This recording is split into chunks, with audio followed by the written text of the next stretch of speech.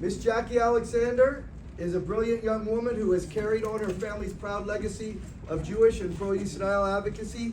She earned her Bachelor of Arts degree from the University of Miami in the fields of both history and religious studies.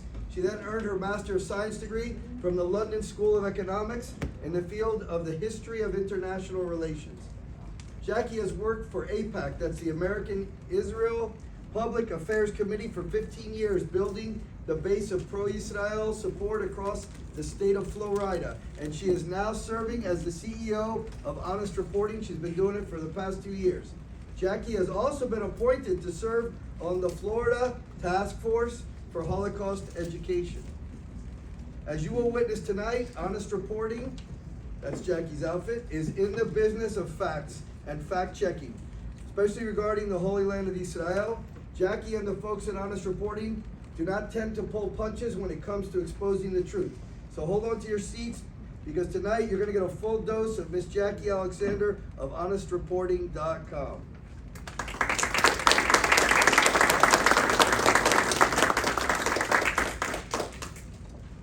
Not gonna lie, that was an awesome introduction. I appreciate it. Do we need the mic? No? Can you hear me in the back? All right, if you can't hear me, let me know and I'll just talk louder. It's not hard for a Jewish woman to do. I'm gonna ask some questions. Please answer. Who here has taken history class? Who here likes their history classes? Ooh, some hands stayed up. Okay, why do we like our history classes? Anybody, call them out. Because history means like American history or something? Like American history? Any history. Like Christopher Columbus or something like that? Sure. Is it fun? Do you like history? Yes. Yes. What about history does not repeat itself, but it rhymes. We're gonna get into that. It does rhyme. Yeah. I don't know, I feel like a movie. It's easy to follow characters. Perfect. You guys have had really good history teachers. To everyone who doesn't like history, why? Because when it's taught wrong, it's boring. So I have 2 examples. If you don't follow my first example, stick with me for the second one. When we study world history, Right. World War I, for the most part, your teachers want you walking out knowing it started in 1914, it ended in 1918. America came in 1917, there were a lot of different wars. And you walk out of class knowing a lot of facts that don't mean anything to you. When you should be walking out of class knowing that World War I never had to happen, but because it did, it made World War II inevitable. Right. That's what's cool about history. So now let's talk about history that's happening right now. If you're not a Swiftie, I'm sorry, I'm a really big Swiftie. She comes in a lot to this stuff, right? In about 50 years, people are going to be talking about the billionaire songwriter who dated the Super Bowl champion. Now, does anyone care that a billionaire songwriter dated a Super Bowl champion? But in 50, they might, but in 50 years, what they're really gonna be talking about is how that relationship may or may not have turned on an entire generation of girls to start watching football and changed the relationship between dads and girls. That's a narrative that very well may change over the generation. So history is important because it rhymes, and because if you're learning about it the right way and watching what's happening today the right way, you're picking up on narrative. And narrative is incredibly important. So, we're about to get into narrative right now, and we're gonna start with what happened over the weekend. But before we get there, I wanna talk to you just a little bit about how narrative has changed just in the time that I was in elementary school until today, and how the way that we process information has changed in that amount of time.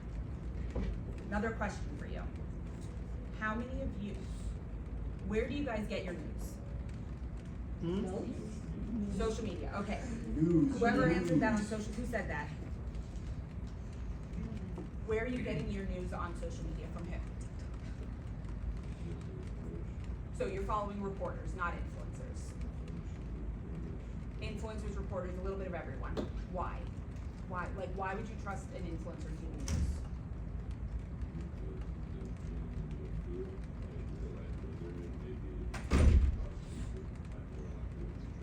Okay, so based on their background, they might have information that's true. Anybody else want to add to that, change it? Because things can be changed? The way there's something about what happens across the world or something like that, Okay. right? Mm-hmm. It's more personal. It seems as if like we relate to them, so we wanna. Okay, Like, perfect. they're not an entity, they're not a corporation. Right. Could be You're called getting you're cutting out the middleman. You're getting the real story from the people on the ground. Essentially. Okay. So I'm really actually glad that we did this because you guys just confirmed, and this is a good thing, what all of the polling is showing.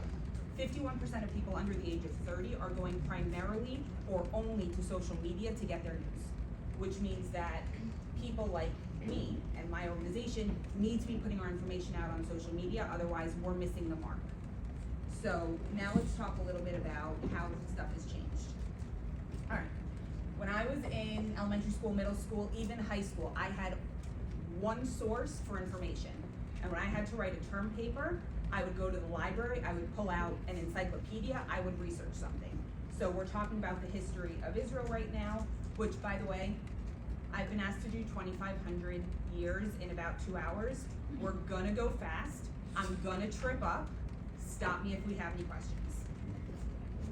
So again, this isn't perfect, but this is an encyclopedia definition about what Zionism is, and this is essentially the right idea. Zionism is a Jewish nationalist movement that has as its goal the creation of a Jewish state in historic Palestine. Done.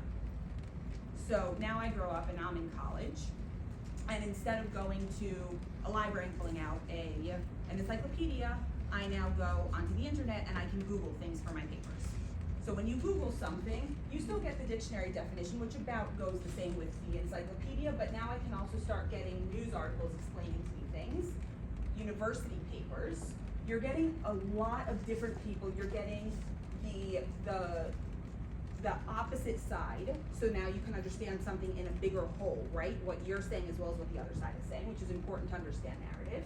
But you're able to see who your source is and understand where it's coming from. It's essentially historiography. Who is writing the history? Today, actually, let's play this out. You guys have confirmed all the polling so far, so let's see if we can happen again. If you wanted to look up what is Zionism today, where would you go? To Google. You would still go to Google. Or Safari? Okay, fair enough. That's actually interesting. My husband is not your demographic. He's a little older than I am. He apparently, along with 51% of people under the age of 30, will actually go to the Instagram or TikTok search bar if they're looking for recipes and if they're looking to understand certain concepts, because they want to see people on the ground giving you information. So you disproved that one, but let's go there and see what they would find. This was, I didn't cherry pick it, I typed in what is Zionism. These are the top 3 videos that came up. Without ever having watched them, Zionism explained with a hashtag Free Palestine. What is Zionism with a hashtag Allahu Akbar, written by someone who has a Palestinian flag in their, next to their Avi. And then what Zionism is with an Israeli flag and a Palestinian flag. Without having to watch any of these, I'm probably not going to get an unvarnished understanding of what Zionism is the way I did with Google or with the encyclopedia. Now, that doesn't mean that people are any dumber today than they were 30 years ago, but it means that the way that they're processing information, the way that they're getting information is completely different, and we need to be making sure that we are meeting the need and making sure that when someone goes to Instagram or TikTok and types in what is Zionism, both sides of the stories are represented. So that's where we're gonna start. Now, history happened over the weekend. Who wants to tell me what happened? On Saturday. We're recording.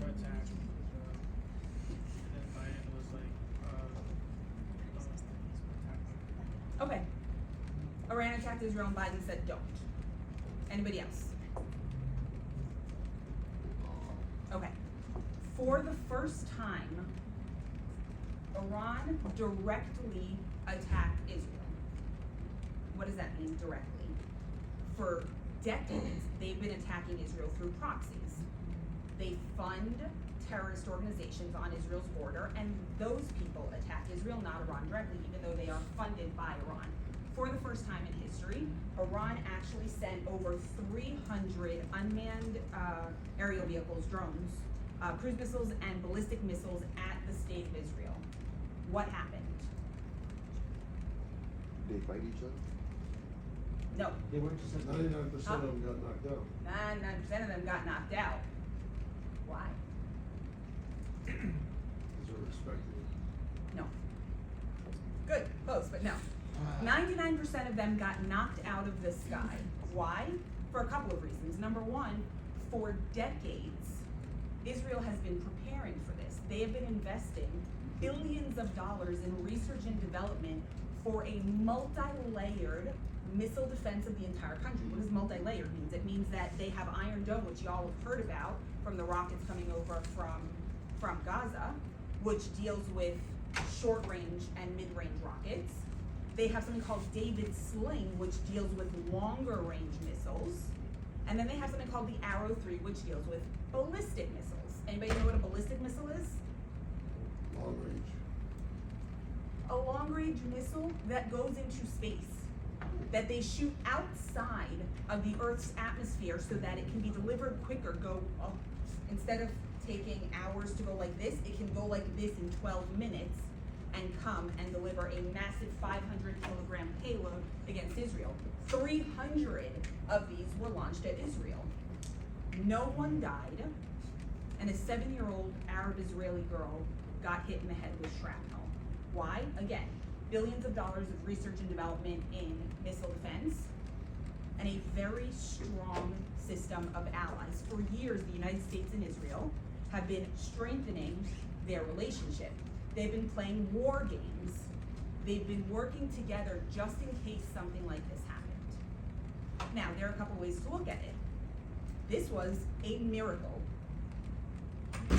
Nothing short of a miracle, the fact that 99% of these missiles and rockets were destroyed, and the 7 that did hit either empty buildings or open fields. Baruch Hashem, it worked. It also is proper prior planning, prevents piss poor performance. Daughter of an NYPD right here, that's what they teach you in the NYPD. You want to prepare for the bad things that happen. So that's where we're gonna start, because that was an incredible thing that happened over the weekend, and that is history in the making, and that story is not over. We are still at the very beginning of that narrative. Speaking of narrative, anybody know why Iran sent over 300 missiles to Israel? Say it again? Does anyone know why Iran sent over 300 missiles to Israel? Didn't necessarily research, but I can make an assumption. Okay. And I believe that there's a lot of media going around saying that Israel is committing genocide against Palestinians. And a lot of, I think, on the Middle Eastern media, they're talking very against Israel, so it caused a rise of anti-Semitic feelings, sentiments towards them. So now I think they're attacking them, probably in hopes that they appear as a light of trying to intimidate Palestinians, but really it's Hamas. So the war with Hamas plays into this a lot. I'm actually not gonna talk about that yet. I'm gonna get to that in the second part of this. It plays into it a lot, but that's not actually what happened here. They wanted to deplete Israel's defense missiles, so when the next attack comes, it won't be Israel. I have a feeling that will end up being right. That's not what they said, but I have a feeling that's part of They it, yeah. they want the state of Israel eliminated. Well, for sure, for sure. What was the, yeah, Because Israel a couple of weeks ago attacked a building next to the embassy in Lebanon, right? Syria. That's the word. But In Syria. you read you know the truth. Now, but what are people saying Israel did? What is the news saying Israel did? Genocide. No. Israel attacked Okay, Iran. so he got the real story. What happened was Israel did a targeted assassination of a terrorist leader, and I don't use the word terrorist lightly. The IRGC, Iran Revolutionary Guard Corps Quds Force, is prescribed a terrorist organization. That very specific group is a terrorist organization as prescribed by the United States, Canada, Saudi Arabia, and Bahrain. There was a leader from that Quds Force whose entire role is liaising between Iran and Hezbollah, which is another terrorist organization as prescribed by the United States. And Israel did a targeted assassination of him, his deputy, and 4 other lower level people within the Quds Force. What Iran said happened, and what the media reported, was that Israel killed a military general in a diplomatic complex, which is of course an act of war. Except that's not what happened. They targeted a terrorist leader in a building next door. You have to pay attention to what's going on, because narrative matters, and people are going to use narrative and the fact that you're probably not paying attention to make it seem like it's probably okay that Iran sent 300 missiles to Israel. Now here's something that you may or may not have seen. If this is loud as sirens, I'm sorry, I'll make it lower.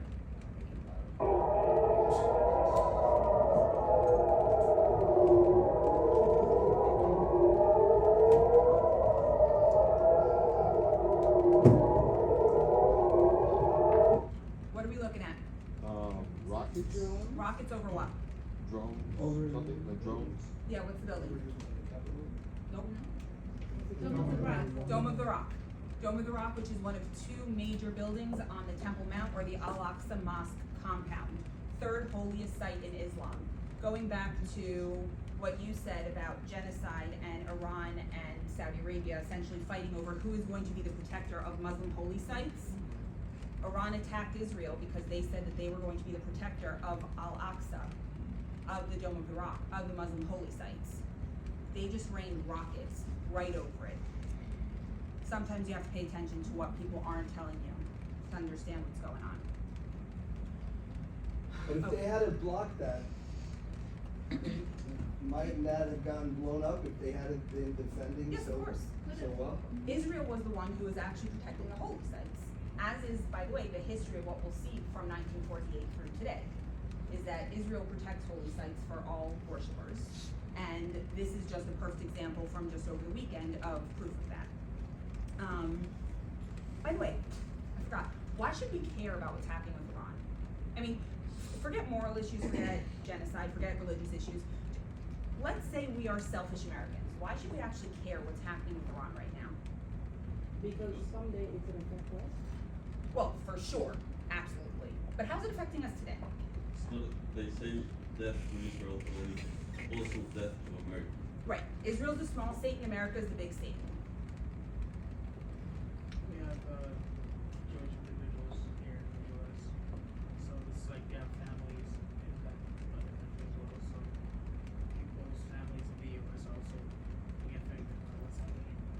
What happens in the Middle East does not stay in the Middle East. If you are a Jewish person, even if you don't have family in Israel, if you are a Jewish person in this country, there has been a 140% increase in anti-Semitic attacks just since October 7th. How many of you guys order Amazon? Any of you noticed a delay in their packages recently? Shipping is delayed. Shipping is more expensive these days because one of Iran's proxies is on the coast of Yemen. They have been closing the Strait of Hormuz. They have been attacking shipping. They have been hijacking shipping, all in the name of freeing Palestine. Like means, Huh? that means hijack means Titanic, right? Titanic? They're like hijacking ships. They're hijacking ships, yes. They Like are in a taking movie. control of ships. Like in yes. a movie. Yes, but not Titanic. You're thinking of the Captain Phillips. Yeah. Yeah, they are taking. And what's happening is shipping now has to reroute around Africa, which takes 12 to 13 days longer than normal, and it's more expensive for shipping. So it's affecting you as an everyday person, what's happening now. Okay. One more thing on Iran for now, and then I'm gonna go into a little bit of history. Why kill the terrorist leader now? What was special about April 1st? What was special about the fact that he was in Syria? Terrorist leaders are always in Syria. Iranians are always in Syria. Why now? One of the things that we'll come back to a number of times tonight is that October 7th changed the entire calculus of the Middle East. What do I mean by that? For 17 years before October 7th, when Hamas was in charge of Gaza, Israel was aware of what they were doing. They knew when they were practicing military maneuvers. Frequently, On an almost daily basis, rockets were shot at Israel. Israel did not have wars with Gaza on a regular basis, on a daily basis. What Israel's modus operandi essentially is as long as you don't do anything that changes the status quo, we will let you be. Don't kill our people, we'll deal with the rockets because we developed Iron Dome. Now, excuse my French right now, but that's batshit crazy. Imagine if you are sitting here in class and there are rockets continually coming, and you hear a siren like you just heard, and you're gonna run to a special secure room here for 15 minutes to make sure shrapnel doesn't get you.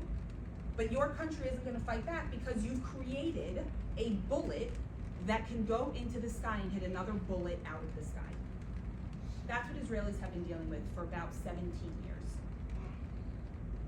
And on October 7th, everything changed. And Israel's calculus had to change. What they basically said was, we're no longer going to sit back and watch you do the military maneuvers. We see military maneuvers, we're gonna stop them. You send rockets over, we're going to bomb the rocket launchers. We will not allow you to build up a capability again that will put 1,200 people dead and 240 held hostages, including 5 Americans still held. We will not allow it to happen, whether it's Hamas or Hezbollah, whether it's Gaza or Lebanon or Syria. That's why they did the targeted assassination on April 1st. Okay, that was heavy. So now we're gonna walk away from heavy for a second, and we're gonna go into Zionism. And we're gonna start with why Israel. Are we gonna start with why Israel? Yeah, we're starting with why Israel. Excellent, okay. Why Israel? Besides I gave you a freebie up there. 3,000 years of an uninterrupted Jewish presence in Jerusalem.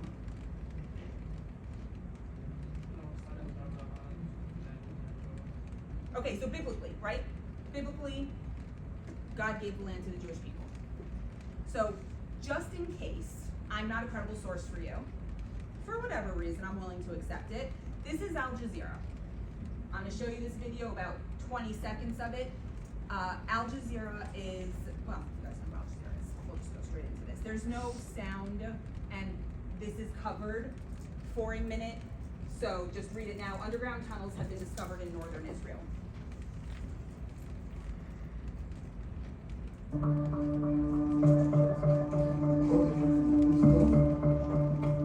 goes away. From the time of the Jewish revolts against the Roman occupation.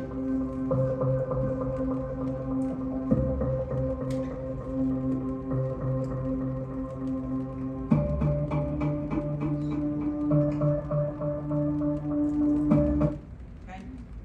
You don't have to trust me. You can trust Al Jazeera doing archaeology. This was published April 4th, 2024, week and a half ago. Al Jazeera has absolutely no interest in sharing the narrative that Jews have a historical connection to the state of Israel, and yet they published it. And if you want to look at some biblical stuff, is this going to work? No, wait. Hang on. We're going to make this work. Hello. No, please, no, go in. No, it's trying to open 14 tabs here. Okay. All right. Throughout Israel, throughout the West Bank, which is historic Judea and Samaria, which is a lot of the areas that you study in the Bible, there are synagogues, archaeological sites, digs going back to the 4th and 5th century. So I can go through here and show a couple of them to you. But the fact is that before you even get to anything biblical, or I guess after you leave the Bible, there is historical evidence tying the Jewish people to this land. So that's why Israel. And I guess, do I have the year David? Another source, which may not be something that you would think of. This is a 1924-1925 tour guide published by the Waqf, which is essentially the Islamic overseers of Jerusalem and of the holy sites there. And it's really small in here, so I'm going to read it to you. This site is one of the oldest in the world. Its sanctity dates from the earliest prehistoric times, and its identity with the site of Solomon's temple is beyond dispute. So when you take politics out of this in actually almost 100 years ago, there was no debate about whether the Temple Mount complex, the Al-Aqsa Mosque complex, had any sort of connection to the Jews. It was understood as published by the Muslim Supreme Council. This is not a debatable fact. It has been proven over time. I had a video here, which apparently I don't have anymore. Have any of you guys heard of the Silwan area in Jerusalem? No idea. Okay. This is an area also known as Ir David.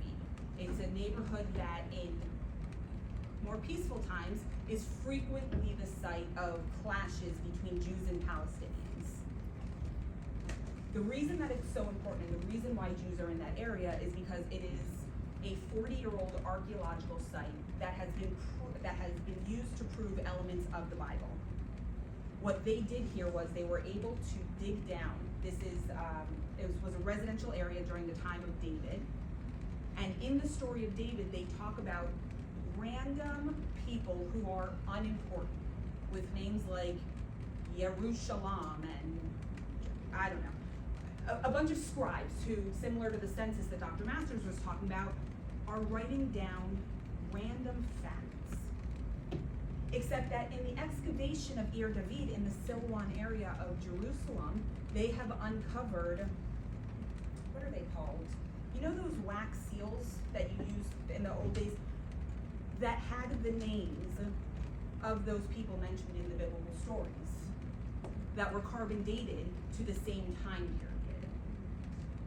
So there is scientific archaeological data that ties Jews to this spot in history, so that's why Israel. So the next question, we're now in 1948, is why 1948? Why Israel and why 1948? And for that, my apologies, I'm a history major. We're gonna go back to 1776.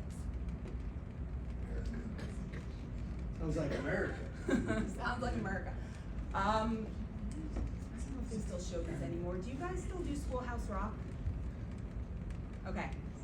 Great cartoon. You guys really should Google this. Okay. The Battle of Lexington and Concord is called the Shot Heard Round the World. Anyone heard of that? Okay, it's a couple of nods. Shot heard round the world. Why? Because the American Revolution sparked an entire revolutionary period across the Western world. The American Revolution led to the French Revolution, and it started the age of self-determination and nationalism, the age of people saying, I want to have a country of my people, whatever that people is. By the way, in some scenarios it was ethnic, and in some scenarios like America, it was people looking to build a new country.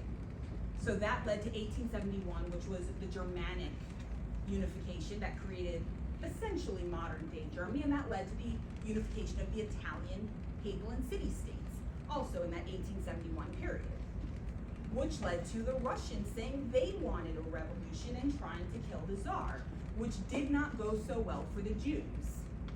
That's kind of a trend in history, by the way, you'll notice.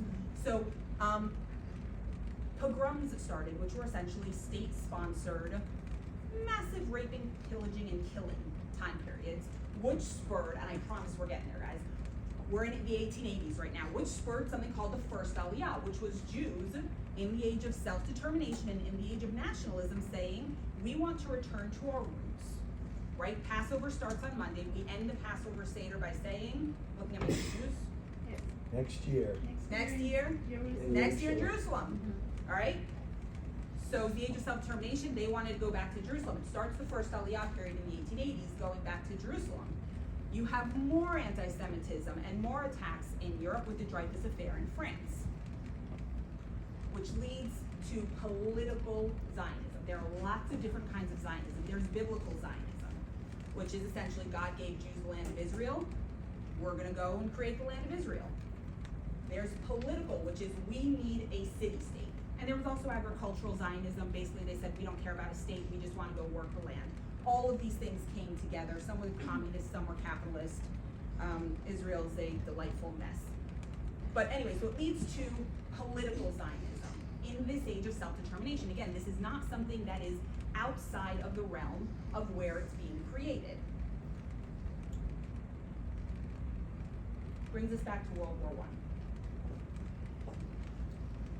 end of World War I, what happens to this area? Okay. We'll go quickly through this period. This is the type of history only I like. So, World War I ends.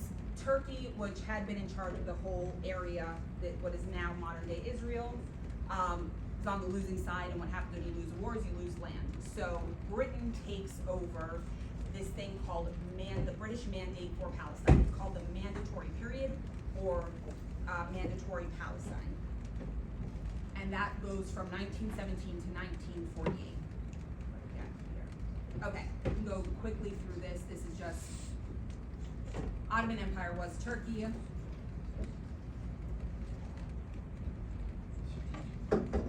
So now 1918, the war is over. 1919, League of Nations, which predated the United Nations, gives Britain the mandate for this entire region and creates the British Mandate for Palestine. Now here's where it gets interesting. Everyone talks about the Balfour Declaration, which is essentially the United Kingdom, Britain saying that they view with favor the establishment of a Jewish state within this area. But they also kind of said the same thing to the Arabs. Different words, not as strong. You had the Sykes-Picot Agreement, you had the McMahon Correspondence. So basically, the West was talking out both sides of their ass, both sides of their mouth, trying to cover where they were going to land. Apologies. Kids don't repeat things yet.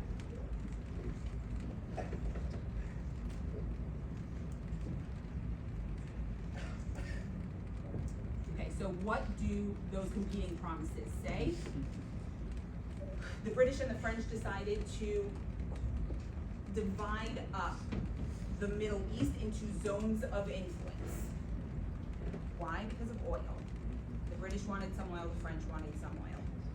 So that's essentially what happened. So which is why you have what we call the Balagan, the total mess of the Middle East.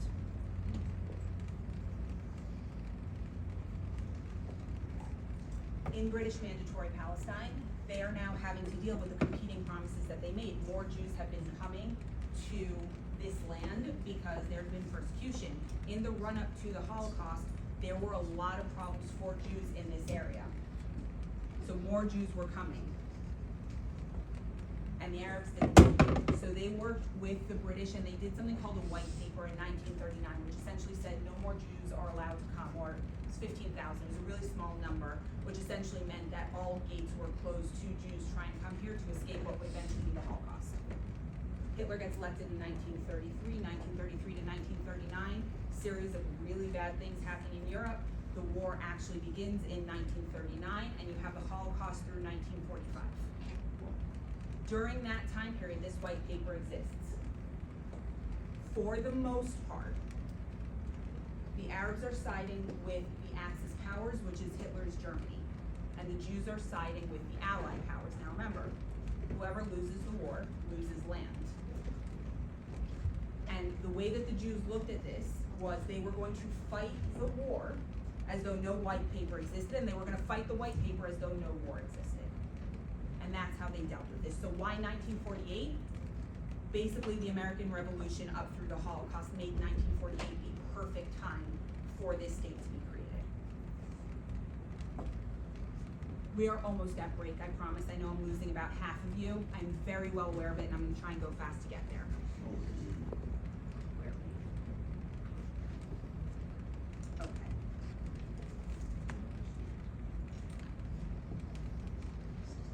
I think I'm going to skip that stuff. What do you guys say? Keep on going? You're good for right now? You don't need a break yet? Okay. I mean, All right. they could stand up and stretch if you want them to. You are welcome to stand up and stretch. Okay. So now we have a state of Israel, and I'm going to go through 75 years of history again really quickly because I want to get to October 7th.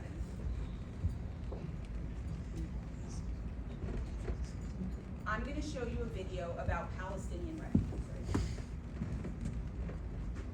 And I want you to keep a couple of things in mind. You know what? I'll do it afterwards. Let's do this first. Wait.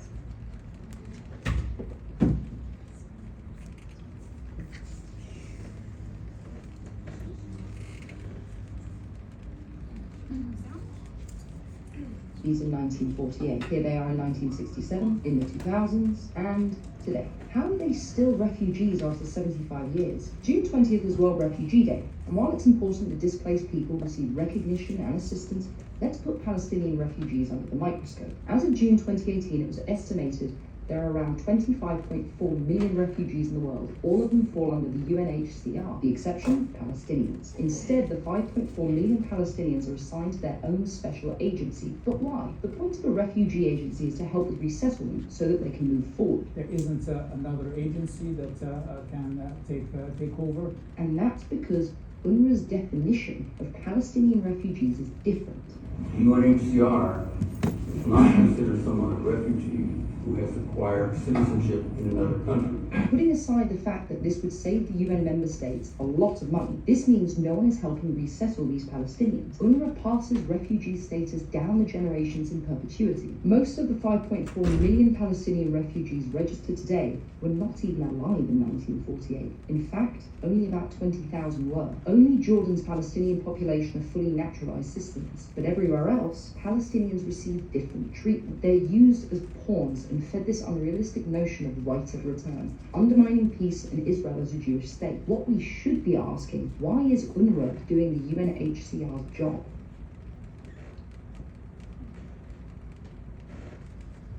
So the Jewish state is established in 1948. There's a UN partition plan that essentially looks at this area and says three things.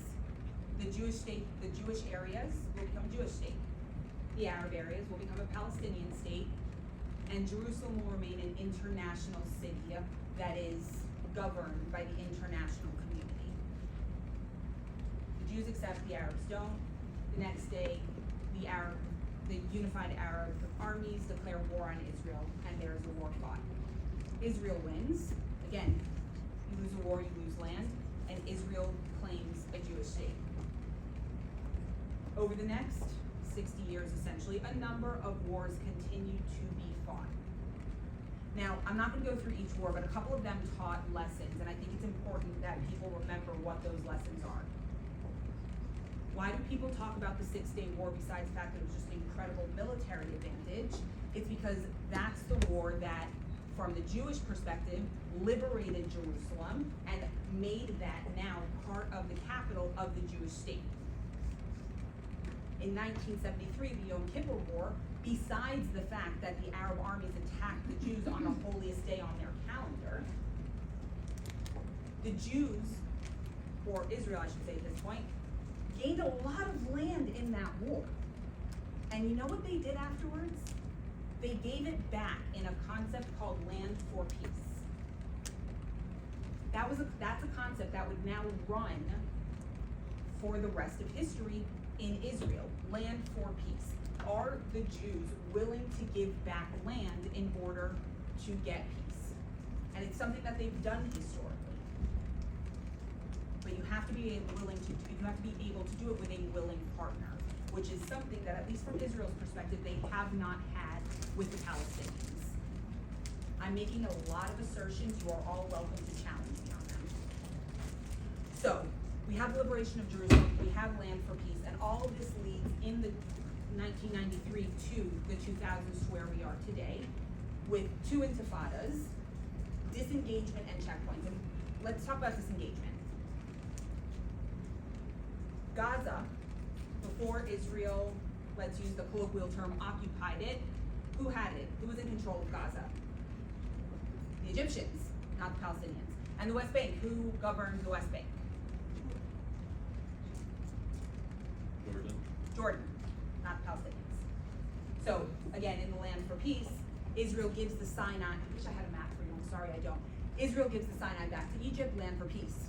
Egypt does not want Gaza back. Jordan does not want the West Bank back, which is why we are in this funny legal situation that we are in.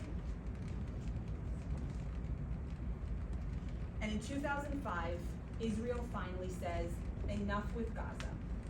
Gaza is not biblical Israel the way that the West Bank is. We have no interest in being here. All it's doing is putting our people in danger and unnecessarily, and again, excuse my French, pissing off the Palestinians. Let's give it back to them, and we're gonna do it unilaterally, meaning there is no peace deal, there is no deal with anyone who's going to govern this area. The Israelis are simply going to pull out of this land and give it back to the Palestinians. 2005, it almost breaks the country apart. 2006, George W. Bush demands that elections are held over the objection of the Israelis, who knew what would happen.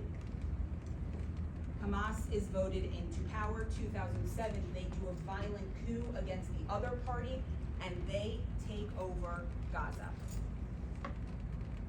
As of that date in 2007, Israel lived under rocket fire.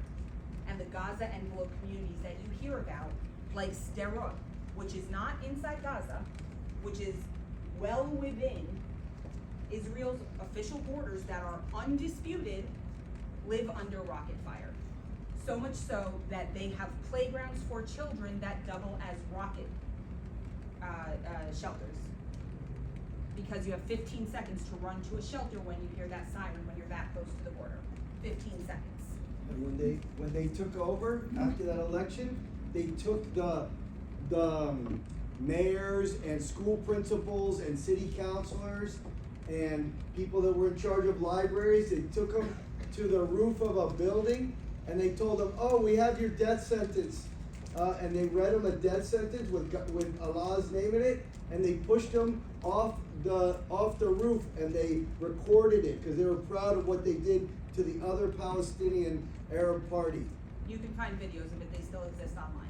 Crazy, They threw 'em right? off the rooftops. That's what you get for unilateral withdrawal. Shockingly and amazingly, Israel did it again in 2006. They pulled out of southern Lebanon unilaterally without a peace deal. Hezbollah moved in. They've now been dealing with rocket fire since 2006 on the northern border as well. So when you hear about why doesn't Israel just pull out of the West Bank, even if there's no peace deal, it's the right thing to do, think about the two lessons that they learned in 2005 and 2006. Now let's talk about checkpoints. Who's traveled internationally recently? What happens when you get back to the States? You go to security. Security. Customs, right? Security Yeah. customs. There are long lines. Yes. Yeah, it drives crazy, huh? Yes. Let's talk about checkpoints.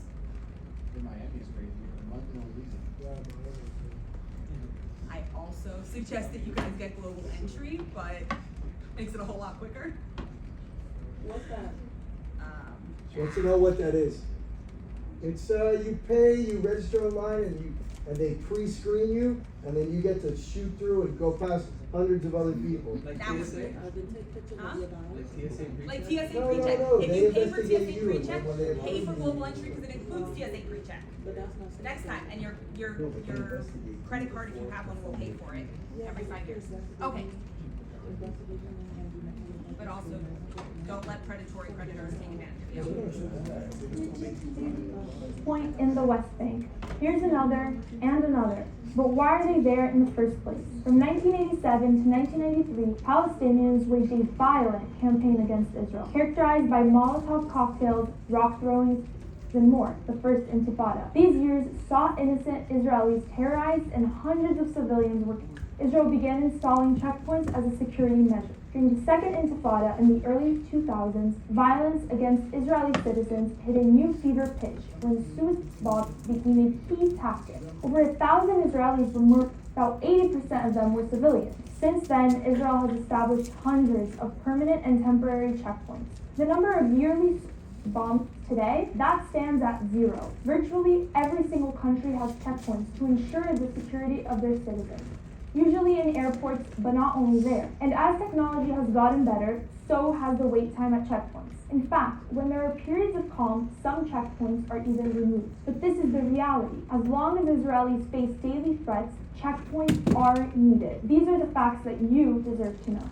This is a check. Sorry. Checkpoints are not unnecessarily cruel. They're meant to save lives. And that's exactly what they have done.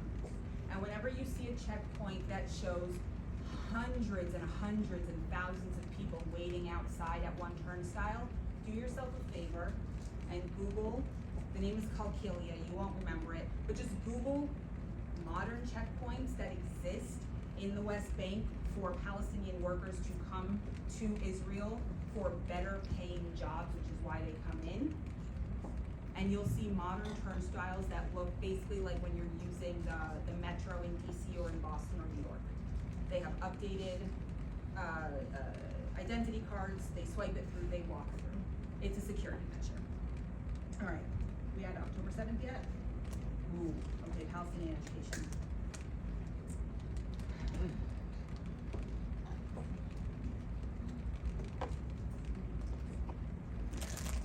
Has anyone heard of Pay for Slay? Has anyone heard of the Taylor Force Act? Taylor Force was a U.S. Marine who was visiting Israel less than 10 years ago, 5 years ago, 7 years ago, somewhere in that range. And he was jogging, he was doing his morning jog on the boardwalk in Tel Aviv, and he got murdered by a Palestinian terrorist.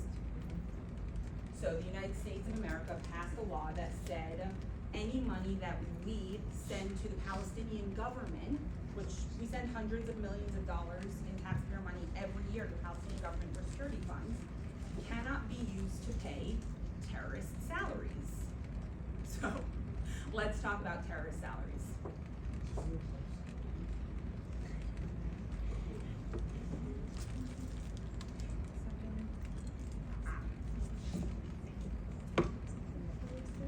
Okay, pay for slay is the amount of money a prisoner receives depending on the amount of time they serve in prison. Now, what the Palestinian government will say is that this is a way for them to support people who are, or the families of people who are in prison, and it has nothing to do with how many Israelis they happen to murder in their attack. I mean, presuming that none of you have ever spent time in jail, just shot in the dark. If you kill more people, do you think you spend more time in jail or less time in jail? Okay, so we're incentivizing people for killing more Israelis. And they actually have an entire, is it in here? Okay. The more Israelis you kill, the more time in jail you spend, the more family members you have, and where you live depends how much money you are going to get from the Palestinian government. And just to put that into perspective for you, when you're talking about October 7th, this is how much 1 month total the Palestinian terrorists earned for who they killed on October 7th. Each month, the United States spends hundreds of millions of dollars every year to the Palestinian government. They say that they do not incentivize terrorism. Now, here was a very cool thing that no one talks about. It's something that my organization found about a year ago, and it's called Slay to Stay. It's the next generation of incentivizing terrorism. Instead of just money, I'll let you watch it for yourself.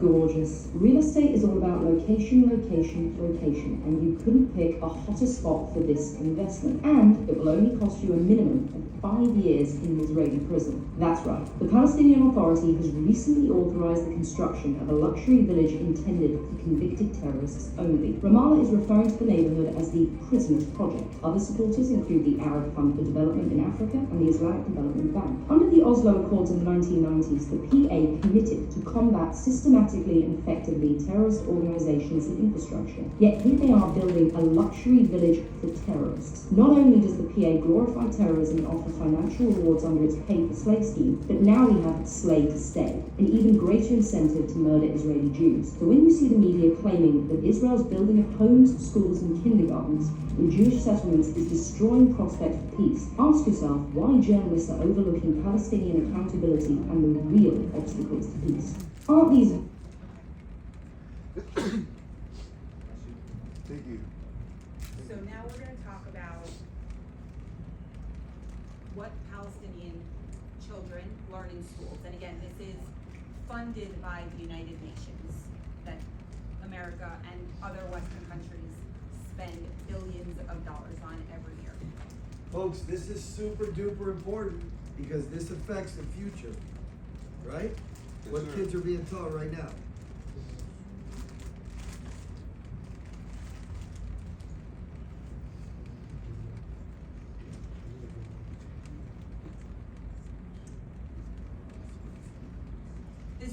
mathematics lesson. I wish I actually had it pulled up, but what's important about this one is as they're learning about the weather, and it really is a mathematics lesson, not a geology Meteorology. thank you, lesson. I just can't remember what I saw of why it was a mathematics lesson. I think it had to do, whatever. Well, with the amount of rainfall. There is no cutout of Gaza here. There is no cutout of the West Bank here. The entire state of Israel is what they're being shown as a map of Palestine. These are subtle things that it's easy to, when you're taught from kindergarten that that's what Palestine is supposed to look like, going back to how Professor Masters opened this from the river to the sea. When this is Palestine, it's real easy to build a generation of people who aren't interested in peace because those other people have my land. This is a social studies lesson. This one is actually really important because this leads to October 7th. Everybody recognize what's on top? The Dome of the Rock. Dome of the Rock. If nothing happens from this 2 hours, then you guys know the difference between Al-Aqsa Mosque and the Dome of the Rock. You will be miles ahead of half of the journalists out there, and every single time you see that golden dome and a journalist says, we're looking at Al-Aqsa Mosque, and you shake your head, I will have done my job. So what's happening here is they're basically showing that this is what actually exists, and Jews are trying to undermine it. The way that Hamas sold the Palestinian people on October 7th, and this is shown in public polling. There have been 2 public polls done by Palestinian institutions since October 7th. All of it reflects this, is essentially that Jews are trying to recapture this area to destroy the Dome of the Rock and Al-Aqsa Mosque so that they can rebuild the third temple. It is fear-mongering at its worst, especially when, if you remember the very first video I showed you, Israel very easily could have let any one of those rockets hit the Dome of the Rock. Sure, it probably would have ignited World War III, but then Jews would get the Temple Mount back, right? Except they protected the area. That's not what Palestinian kids are learning. By UNRWA professors. This is how they study history. It's a glorification of violence. It is a glorification of revolution, not of diplomacy, not of peace. And by the way, that it says PCPAR, it's PCPSR is that Palestinian institution I mentioned, shows that 63% of Palestinians say that armed struggle is the best way to achieve an independent state. Pretty sure that gets us to October 7th. Ah! Keep going. We're about an hour in. We're at 7:25. Okay. All right. So what led to October 7th? We talked about the lies about the Temple Mount. That is a big one. That is what the Arab Street believes is what's happened. All of that is perpetuated by Iran. We are funded, the idea is funded by Iran. The terrorist organizations are funded by Iran. So let's talk about Iran. Does anyone remember when Obama passed the Iran deal, the JCPOA? Cool. All right, it was a big political to-do. If you were a Democrat, you supported it. If you were a Republican, you hated it. If you were a Jew and you were a Democrat, you were kind of dichotomous. You didn't know what to do, essentially. It was a rough time. Whether you support it or don't support it, here's some important facts to remember that happened as a result of the Iran deal. Which, by the way, if you want to get into politics, it was a bad deal to begin with. Then we pulled out, which was also a bad deal. Now we're going back into it, which is also a bad deal. There's basically no good deals. So everyone's bad and don't trust anyone. Okay, GDP. Annual budget of Iran every year before the JCPOA, before the Iran deal, was about $400 billion. That's their whole country, right? Let's do this a different way. If you have $1,000 every month, can you do everything you want to do? Okay. Well, not exactly. I like that. I like the hedging. Not exactly. You're gonna have to choose. Are you eating out or are you eating in? And if you eat out tonight, are you eating ramen tomorrow? Right? Like, you're gonna have to decide what you want to do, right? You're gonna budget. Right. What Correct. if the next month, instead of $1,000, you get a 25% increase and you have $1,250? Oh, that's a That's good a thing, lot. right?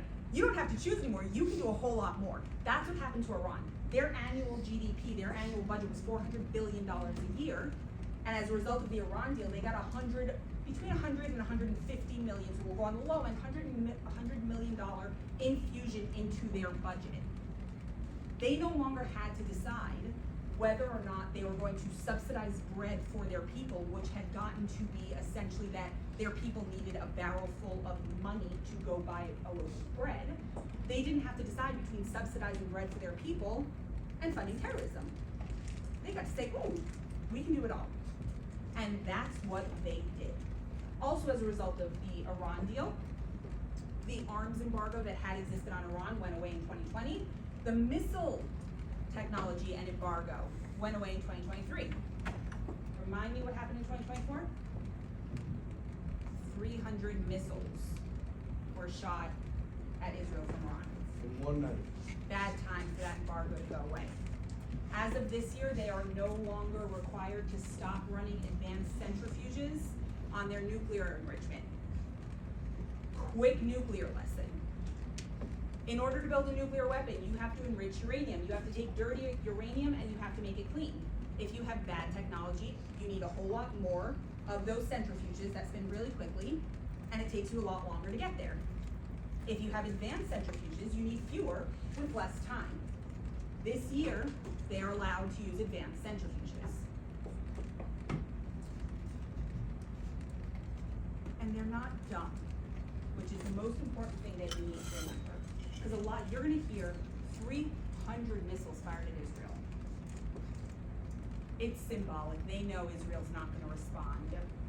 They must be suicidal. I mean, there's a whole host of things that can be said about the Iranians for doing that. But they're not dumb and they're not suicidal. They learned from the Arab Spring, and quite frankly from what's happening in Ukraine right now, that nuclear powers don't get messed with. No one stops North Korea from all of the crazy stuff that they do because they are a nuclear power. Libya gave up its nuclear weapons program. Anybody remember what happened to Gaddafi? Y'all probably don't remember him. He's dead. He got You shot. can see videos of how it happened. It wasn't pretty. He got shot. He got trampled. And trampled. His wig got pulled. It ain't pretty. You should pull up the videos. They accused him in a pickup truck. It wasn't pretty. Drag him around town. Ukraine also gave up their nuclear weapons program in exchange for Western support. The Iranians know what happens when you are a nuclear power and when you're not. They desperately needed that deal, and we gave it to them on a silver platter. So, what are they doing with $100 billion?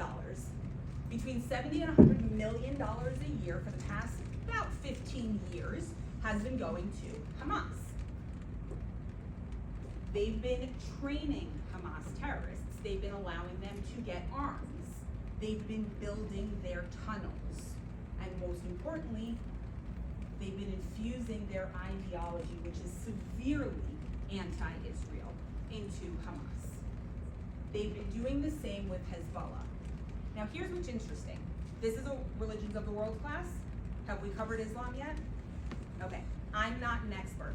So what I'm gonna tell you is about the extent that I know. There are branches that believe different things. Sunni and Shia. Hamas is Sunni, Hezbollah is Shia. Iran is Shia. Iran funds them all, they don't care because they share the ideology of destroying the state of Israel. And that's more important. Once they get rid of their common enemy, they'll figure out the deals between each other. All right. This was my note that we were about to get into October 7th, which I should have recognized from the beginning, that it wasn't anywhere else. So going back to when we were talking about April 1st and assassinating the Quds Force general. October 7th, which again was perpetrated by Hamas. Does anyone know who wrote that plan? It's Iran. And it's public, by the way. You can see the plan. It's a video. They wrote it for Hezbollah and then handed it off to Hamas. Why? Because Hamas is Sunni. Because Hamas is not as important, and I'm gonna show you a map after break. Hamas is not as important to their longevity as Hezbollah, because Hezbollah is in Lebanon, which has sea access and land access from Iran into the Mediterranean Sea. So they gave the plan to Hamas and told Hamas to execute it, because they wanted to know how Israel would respond. They wanted to know how America would respond. They wanted to know how the rest of the world would respond, so that when their real attack comes, which I believe you said, so that when the real attack comes, they'll know what happens. Which is why I tend to agree with you that it wasn't a fireworks show over the weekend. They were hoping for damage. It's mud in their face, the fact that they couldn't land a single rocket or missile in Israel and cause real damage. But they wanted to know what the response would be. And besides the US, UK, and France helping out Israel, does anyone else know who helped out Israel shoot those things down? Huh? Saudi Arabia and Jordan. There was an Arab alliance that helped protect Israel and the Holy Land. And that was something that Iran did not plan for. So we can get into why October 7th on that date, but let's take a break. 5 minutes, 10 minutes, how do you usually do this? 5 minutes. 5 minutes, we'll see you back here. I think it's stretched for a little bit. Ready, pause. Just hit the red button. Yep.